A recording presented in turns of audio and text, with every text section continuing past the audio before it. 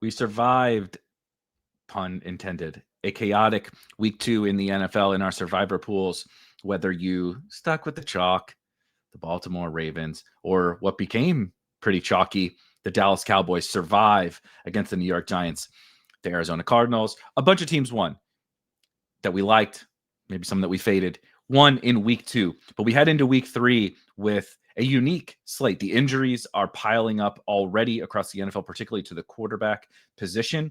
We have a juicy Thursday night option that we got to figure out what to do with. That's probably going to be popular, and maybe a sneaky, fake sneaky team that could generate a lot more ownership because of the Bills playing on Thursday night. We're going to get into all that, myself and Rob Coakley, what to do in your week 3 survivor pools here at Spike Week. Let's do it. All right, Rob, we are on to week 3 survivor pools. It has been a very fun first couple of weeks, I think, for anybody out there in their survivor pools. If you took the Stone Cold Chalk both weeks, you had a little bit of a sweat in week 1, maybe not so much in week 2. But if you veered off the beaten path, you had some potentially scary sweats, but generally speaking, probably got home with most of the alternative picks, at least if you were thinking along the same lines that we were here. We got onto some teams that definitely gave us some scares last week, all the way down to the Arizona Cardinals, who is ultimately who I landed on with both of my remaining survivor teams. Last week, I chose the Cardinals, and that felt like at halftime, I was like, okay, clean, easy game, right? No big deal. And then Carolina marches back and gets the ball back with a chance to go down and win the game. And that was pretty scary. Our Bengals, kind of super contrarian Bengals take, was also not looking so hot. And then Joe Burrow got hurt, and it really wasn't feeling very good. They came back to beat the Jacksonville Jaguars and the Dallas Cowboys, who ended up being quite popular as an alternative to the Baltimore Ravens for folks who wanted to hang on to the Ravens. They had quite the scare in week 2 as well. So a lot of the most popular picks got home, and even some of our favorite contrarian picks got home, but it was not without a little bit of stress along the way. Yeah, and Dallas sort of charged up the survivor ladder throughout the week, so they became easy to not take towards the end when people were. I saw them getting touted quite a bit for survivor pools, so it was a little easier to back away from them. I didn't think the Bengals were only going to be 2%. I knew they were going to be lower. 2% on the field that the big field that I'm in.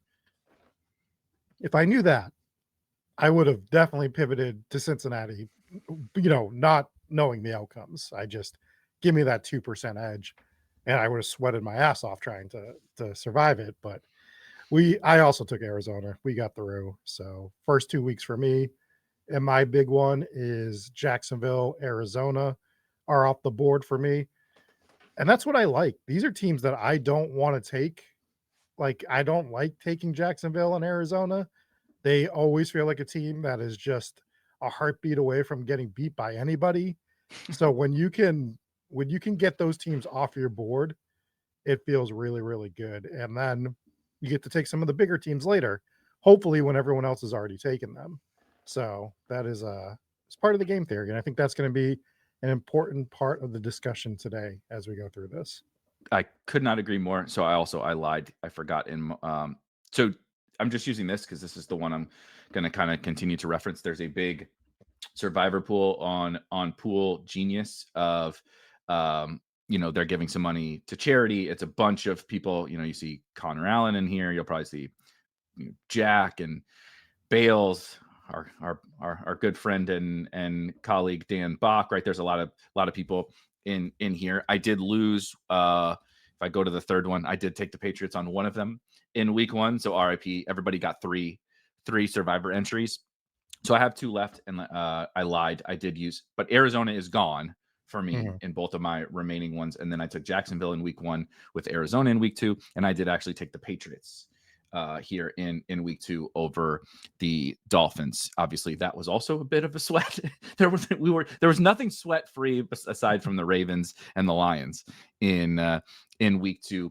But to your point, before we get into this week 3 slate, which is a little bit different, I think, than what we've dealt with in the first 2, from a survivor perspective, at least, is this is kind of what we're talking about, where like you just see on your screen, there's people, and I don't think it was, I'm not saying there's not like wrong or right necessarily, but you see Broncos, like just right around my selections, you see multiple Broncos, you see the Lions, you see, if I scroll a little bit, right, more Broncos, Ravens, Lions, right, Broncos, Ravens, like lots of those teams are now gone from a Yeah. lot of our opponents have used those teams. And again, it's easy. It's easy to say just take the big favorites. It's also easy to say always just fade the chalk. Neither of those things are perfectly true. But you kind of see here as I scroll through just the list of all these different guys who certainly have lots of ways that they can still win, but it's lots of the really good teams are now off the board. And I guess we can debate how good the Broncos are after a loss this week,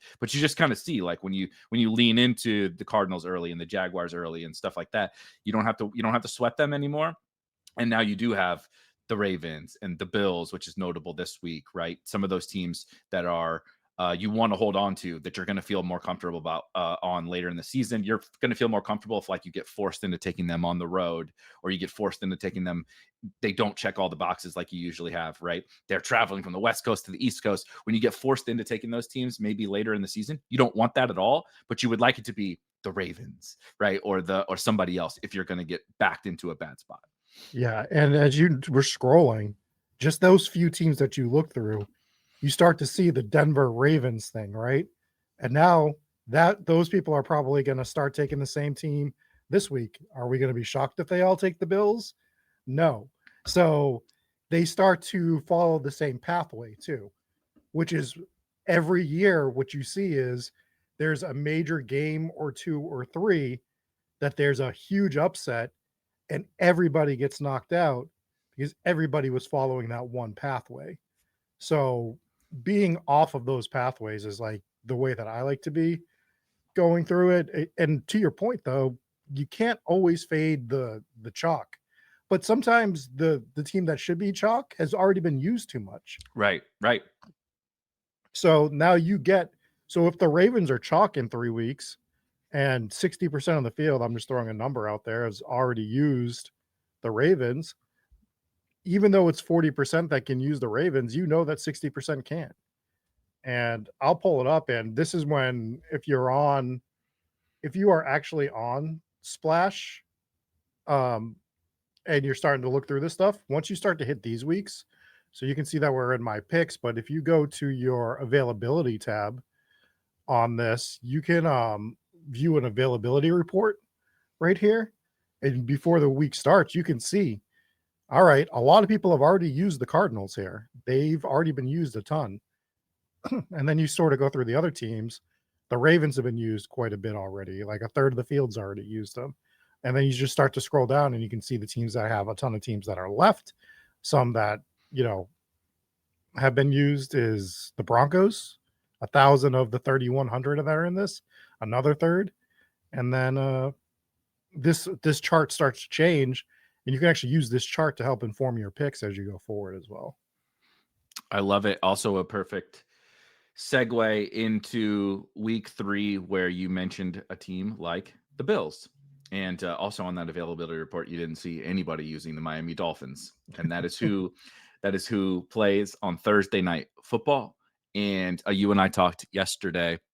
We're recording this early in the week, and you and I talked about, Thursday Night Football can be this really polarizing aspect of survivor pools, where sometimes it's like, yeah, whatever, like don't worry about it so much. And then sometimes it's like, oh man, this is the biggest favorite of the week, of course, which is true this week with the Bills against the Dolphins.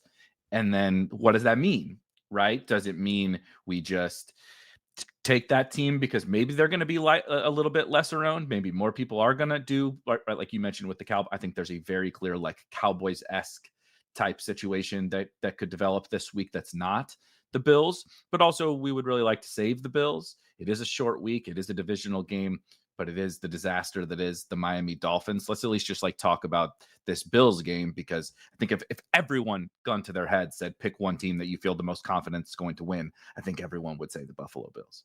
Yeah, it's a great spot. I love when I can take the Thursday night game. The problem is this would be a phenomenal week 10 Thursday night game for us. Yeah.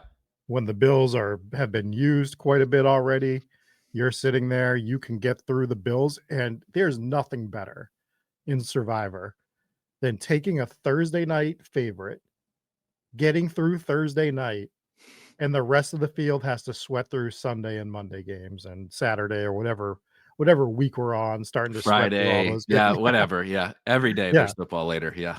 Yeah, when you're already through, there's nothing better, and there's a huge edge for the home team in a Thursday night game. The Dolphins played at home, but they're coming off a loss. They have to travel immediately, play another football game 3 days later. The Bills get to go home and play that football. It's just I love Thursday night favorites for that reason. Thursday night home favorites are, like, such a key for me usually in survivor pools, but with it being week 3, with this being the chalk team, it makes me want to pivot off. You see that the win percentage that they're forecasting is 87.5% for the Bills, which is a crazy high number. Feels right, to be Yeah, honest. they're So, 12.5 point favorites, to be yeah. clear. It's very much like the Ravens last week against the Browns. So, do I like the Bills? Sure. Am I going to take them this week? No. I just can't do it yet.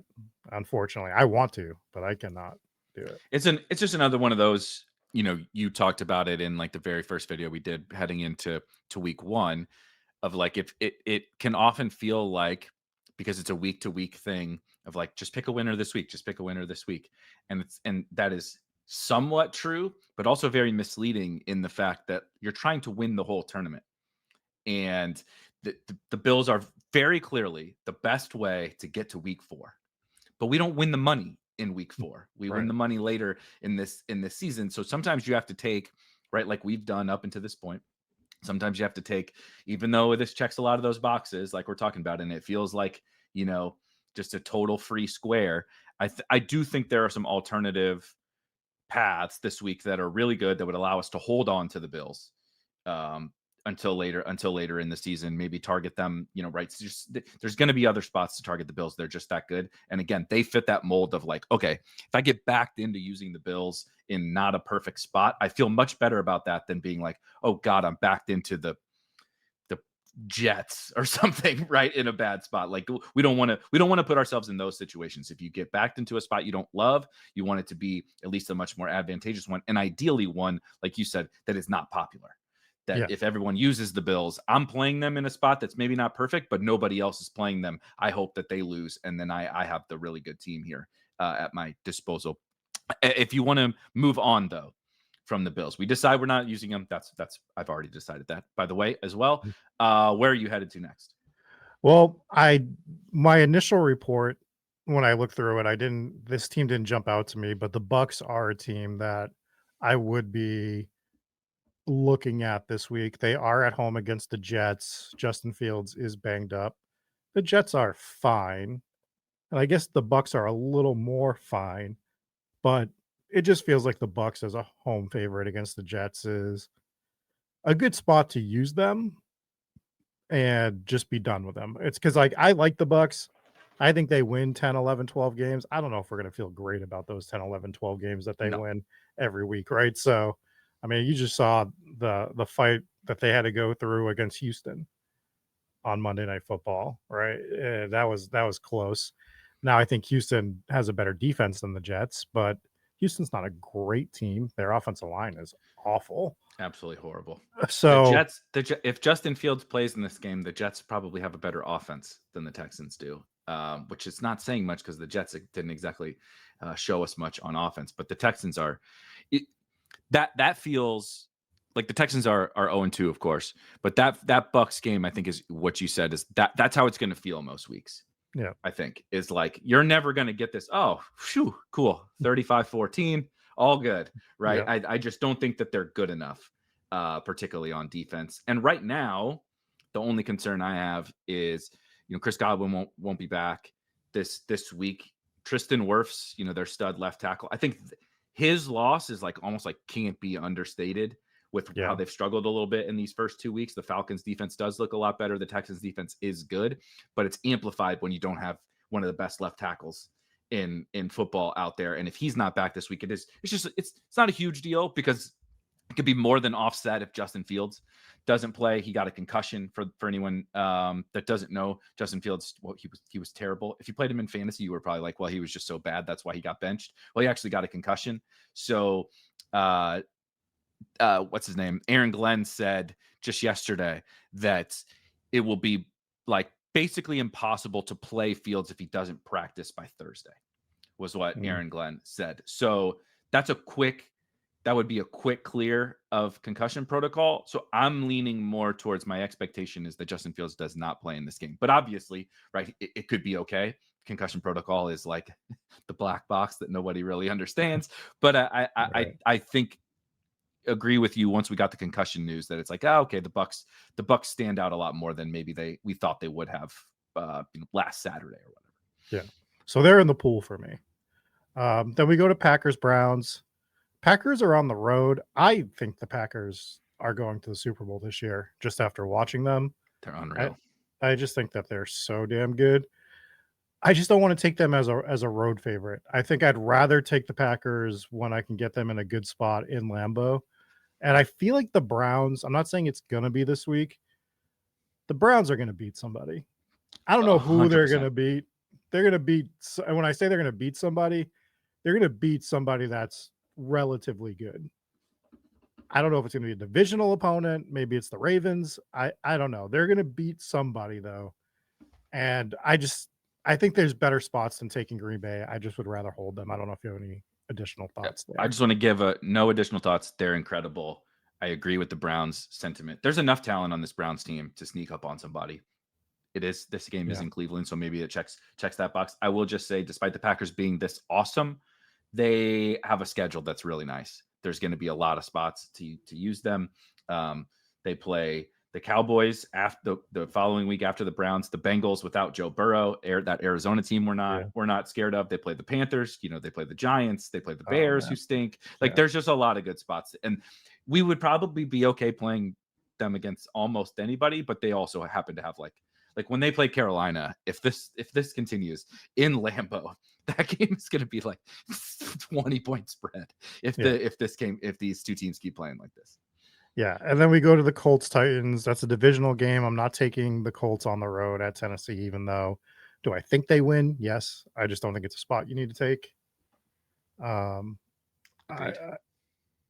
Bengals-Vikings, throw that one out the window at this point. We thought maybe when Burrow got hurt, you're like, okay, maybe we're taking the Vikings this week. And then JJ McCarthy got hurt, and you're like, okay, no. I'm not interested in the Carson Wentz, Jake Browning bowl of week 3. Too many variables there. Texan Jaguars is the same thing as Colts Titans at that point. Like, I don't think you touch it. Falcons on the road against the Panthers. Again, divisional game, a road team. I'd rather, if I have to take Falcons at Panthers, I'd rather take the Falcons when they're the home team versus the Panthers. So there's just no reason to take that game, in my opinion. Which is what you're going to hear for a lot of these games. I just think it's easy to breeze by them. Stop me if you need to. Eagles at home against the Rams. No, I don't need to take the Eagles in that spot personally. I don't feel that good about the Eagles right now. The Rams are good, and the Eagles are eventually going to have to throw for like more than 100 yards. Like, they haven't been really pushed, which I know they played 2 good teams, but like they're going to play so many close games if they keep playing this way. That's the problem in the survivor aspect of the Eagles is I really want them to against a trash team at some point this season, because these good teams, they've let them hang around. They seriously could have lost both of those first 2 games, not because they're not awesome, but because they let these teams hang around, and the Rams are too good to let them hang around. Yeah, I completely agree. Then we get to a really interesting spot, because I thought this was a big time team to put on the board, but with the Jaden Daniels injury, you got to kind of monitor it. Washington at home against the Raiders. There's a lot going on in this game that I really like for the Commanders side. They're obviously the home team. The Raiders played a late Monday night game this week that they lost. Gino looked terrible. Awful. Now they're traveling to the East Coast for the second time in 3 weeks.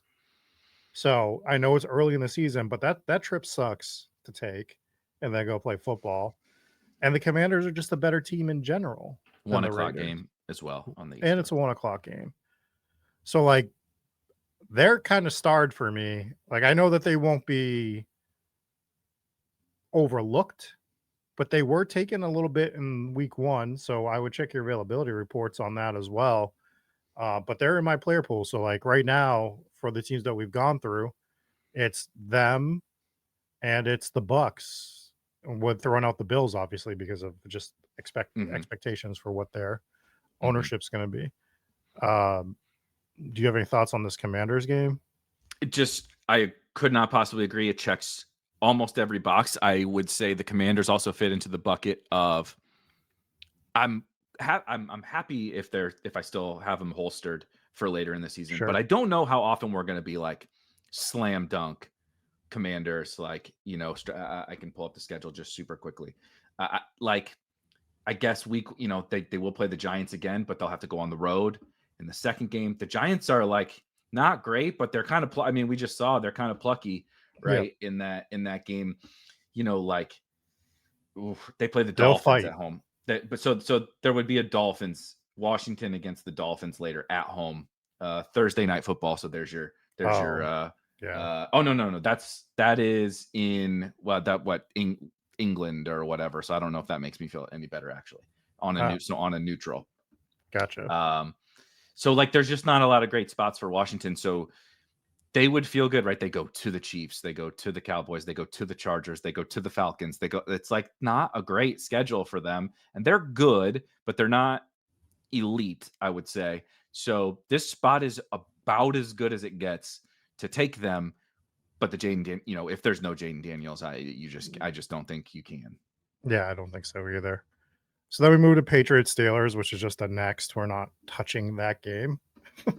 No, Unless God, you I'm have not. some real hot take on that. No, this is like I'm happy every once in a while you're happy that they put more games than you can watch on the early slate, and it's when Steelers and Patriots are playing each other. You're like, okay, I'll just check the box score later. I'm Yeah. not really interested in this one. And a game that's going to be fun to watch, but I don't think you can touch, is Chargers at home against the Broncos. Yep. Like, why would you ever? So let's talk about this Saints Seahawks game, because I find this one very intriguing. And I think this becomes heavy, heavy game theory thought on this game, because my initial thought is to take the Seahawks. And I have a feeling that they might end up much like the Cowboys last week, where as people go through this throughout the week, they're going to land on the Seahawks. And as much as I want to take the Seahawks at home against the Saints in a great spot, and I would just want to get them off the board, that's another team that I just would be happy to not Yes. have to ever think about the Seahawks again, right? Um, I don't want to take a 35% owned Seattle Seahawks, a I know. 40% owned Seattle Seahawks. So I think I'm really going to have to monitor what I think people are going to do. The great thing is that Bills game being played on Thursday, checking how many people took that game. And then I think you can kind of gauge where the Seahawks ownership's going to be. But I don't know if the Seahawks have a better spot than this for the rest of the season. I don't think so. We could make an argument, I guess. Um, but they have some good matchups on the road. Yeah. That's about it. This to me is the best spot. So the whole thing to me is, I think we would agree this is the best spot to take Seattle. I think we would agree, assuming we pass on Buffalo, that this is the next priority up. Just ignoring the game theory aspect of it. Hmm. But as you said, just like there is an element to this where we are playing against other humans. As much as my golden rule in life is like humans are stupid and they suck, they're not this stupid. Like, we are playing against other people that are like, if I don't take the Bills here, the Seahawks at home against the Saints, just jumps off the page, right? It jumped off the page to me when I first looked, it jumped off the page to you. So I think it is we fade the Bills, and then like whatever we say here would change based upon how owned the Bills are in your pool. If you flip over the cards and you're like, oh shit, 18% Bills. Oh no. You're like, this is going to be overwhelming Seahawks chalk. If you flip over the cards and it's 50% Bills, I'm like, whatever, fine. Yeah. Get the Seahawks off my board. Let's move on to week 4. Now, even setting that aside, I will say I'm a little bit more bullish on the Seahawks than maybe the market is. I bet them week 1 against the 49ers. They should have won, but didn't. And obviously they won week 2 against the Steelers. The Saints, though, are like a little pluckier than I think people will give them credit for, too. They nearly won week 1. Juwan Johnson dropped the ball in the end zone on their final drive, and they had a chance to come back and win again in week 2 as well. So I think Seattle's probably a little bit better than the 2 teams that they played. They played, of course, the Mac Jones version of the 49ers, not the Brock Purdy. And then the Arizona Cardinals are just about as mid as it gets. I think Seattle at home is a tougher spot.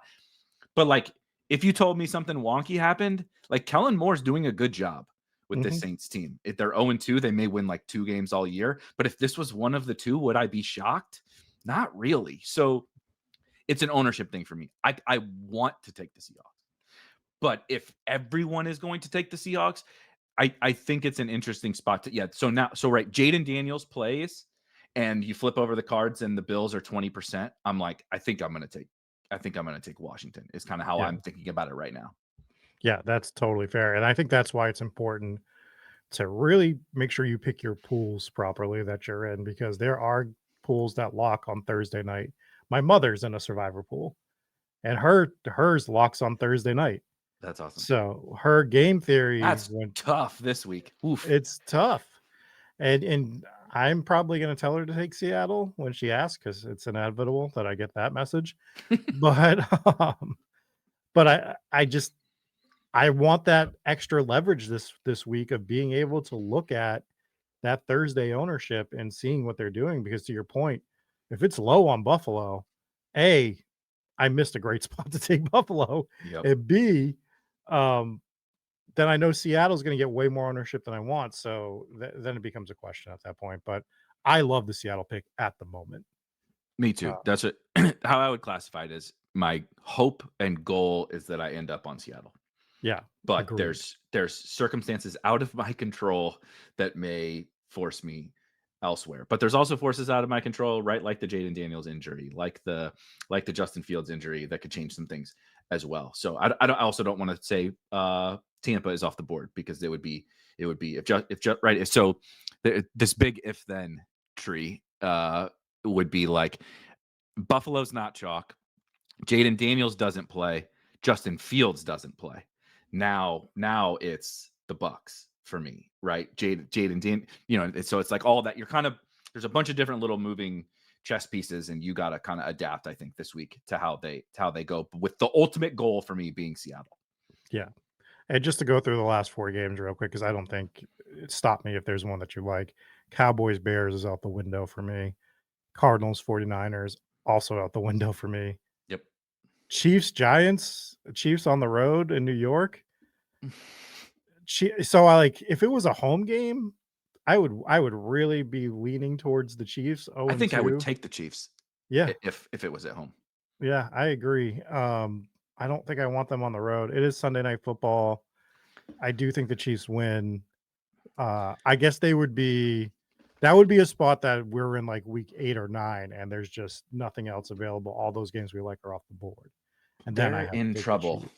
They're in trouble. I don't know how many spots we're going to want to take them. So if someone came out and said, I think I'm just going to take the Chiefs because this is the worst team that they're going to play all year, I don't think that's like unreasonable. I'm not going to do it. Something crazy is going to have to happen. Yeah. That like, I don't take the Bills, Seahawks chalk, Daniels doesn't play, Baker, gets sick this week, or it would have to be a bunch of crazy stuff for me to land on here, but I don't think it's like unreasonable. Yeah. And I'm not touching Ravens Lions. I just think that's just sit back and enjoy. Sit back and watch that one. Sit back and watch that one. So I think that leads us to Seattle, Washington, Bucks. I mean, obviously Bills. If you really wanted to go Bills, you could. But I think for me, I think we're sort of on the same order. It's Seattle, Washington, Tampa, Yeah. is the The order top that I three. would put them in. But understanding that there's a lot moving throughout this week that could alter that. And I think I really encourage everyone, if you have the ability to in your pool after the Thursday night game or right when the Thursday night game kicks off, you can see it usually. Go and look at that ownership and just see what Buffalo's coming in at. And I think that can inform your pick just a little bit more than than some other times out throughout the season. Totally agree. If you would like to get some more insight from myself or Rob or the other fine folks in the Spike Week Discord, there's a link to that in the description. It is free to join, but the Survivor channel and all of the other channels where we discuss fantasy football and sports betting and everything are behind the paywall, but it is just $5 a month. And again, there's a link in the description to join there. You can also drop a comment on this video if you have a question or you have a different pick that you particularly like. Please, by all means, we'll respond and give some insight, or you can call us idiots. Whatever floats your boat. Fish. You can call us Yeah, fish. food, as a matter of fact, not even fish. We're what the fish eat. For I think it was because we liked the Bengals last week, and maybe that was silly, but hey, a dub is a dub. We are going to get out of here. We will see you guys in week 4. And as Rob said, make sure you're monitoring the injury news because we've made it a whopping 2 weeks before this entire Survivor season has been blown up and is ultimately going to be driven by injuries. So we'll catch you guys in week 4, and good luck in this chaotic week 3. Cheers.